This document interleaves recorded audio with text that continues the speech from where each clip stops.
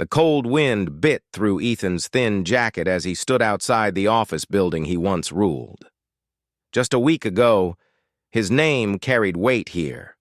Now, it was a whisper people avoided. His fingers clenched around the crumpled termination letter in his pocket, the ink smudged from the sweat of disbelief. Through the glass doors, he saw them.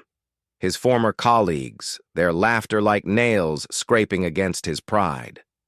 And at the center of it all, Olivia, the woman he had fired without hesitation 6 months ago. Now she sat at his old desk, her confident posture mirroring the way he used to carry himself. Ethan swallowed the lump in his throat. He never thought he'd be in this position. But here he was, jobless, desperate, and standing at the mercy of the very woman he had cast aside, and he had no choice but to beg for her help. Ethan took a deep breath and stepped inside. The warmth of the lobby did nothing to melt the ice in his veins. Every step felt heavier, as if the weight of his past mistakes dragged behind him. The receptionist barely spared him a glance. Just months ago, she used to greet him with a forced smile. Now, she didn't even pretend. "Can I help you?" she asked, monotone. "I'm here to see Olivia Carter," he said, his voice steadier than he felt. Her brows lifted. Surprised, amused, maybe even smug. "Do you have an appointment?" Ethan hesitated. "No, but—" "Then you'll have to wait." Ethan sat stiffly in the lobby, his knee bouncing as time stretched unbearably. He could feel the judgment in the receptionist's occasional glances, the way employees walked past without acknowledging him. His stomach churned. He had never been on this side of the equation before, waiting, hoping, powerless. Finally, after what felt like an eternity, the elevator dinged and Olivia stepped out. She barely paused when she saw him. "You need something?" she asked, her tone professional, distant. Ethan stood too quickly. I was hoping we could talk." She raised a brow, arms crossed. "About?" He swallowed his pride. "I need a job." For a moment, she just looked at him. He braced himself for laughter, for a sharp remark about how the tables had turned. Instead, she sighed. "You fired me without hesitation, Ethan. Humiliated me. Why would I help you now?" He had no answer. He had no excuses. He only had regret. "I was wrong," he admitted, voice tight. "And I know I don't deserve your help, but I'm asking anyway." She studied him for a moment before shaking her head. "I'm not handing you anything. If you want to work here, prove you deserve it. There's an entry-level opening in marketing. You start there, if you can handle it." Ethan's stomach twisted. Entry-level. He had built teams, signed deals, made decisions that moved millions. Now he was being offered the bottom rung. But he had no choice. "I'll take it," he said. The next few weeks were a brutal wake-up call. Gone were the days of corner offices and executive lunches. Now he was fetching reports, sitting through training sessions, learning from people he once ignored.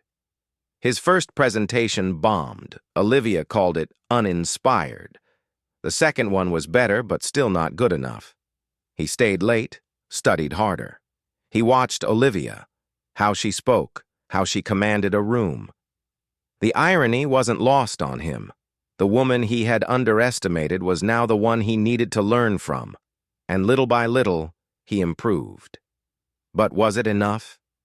Ethan adjusted his tie, staring at his reflection in the restroom mirror.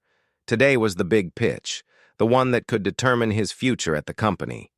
The irony wasn't lost on him. Just months ago, he would have been leading a meeting like this. Now, he was fighting for the smallest piece of redemption. As he stepped into the conference room, he wasn't expecting to see him. Nathan Caldwell, his former right-hand man, the one who had thrown him under the bus the moment the board needed a scapegoat, the one now sitting across the table, representing a rival firm. Nathan smirked. "Ethan, didn't expect to see you here." Ethan met his gaze evenly. "Things change." Olivia, now in charge, took her seat at the head of the table. Let's begin. Ethan spoke with clarity, confidence, not the arrogance he once carried, but the knowledge he had earned. His ideas were sharp, his execution seamless. And as he wrapped up, he caught the flicker of unease in Nathan's expression. "You've improved," Nathan admitted after the meeting, his smirk slipping. "Didn't think you had it in you." Ethan just smiled. Neither did I. As Nathan walked away, Olivia approached. "You did good today," she said. "Maybe you're finally learning." Ethan exhaled. He wasn't on top again, but for the first time, he was truly moving forward. Ethan stood by the window in his small but promising new office. It wasn't a corner suite with a city view, but it was his. Earned, not given. The journey had been brutal, but he was still standing. And for the first time in years, he felt a soft knock at the door. Olivia stepped inside, arms crossed, a smirk playing on her lips. "You're not terrible, Grayson," Ethan chuckled. "High praise." She leaned against the door frame.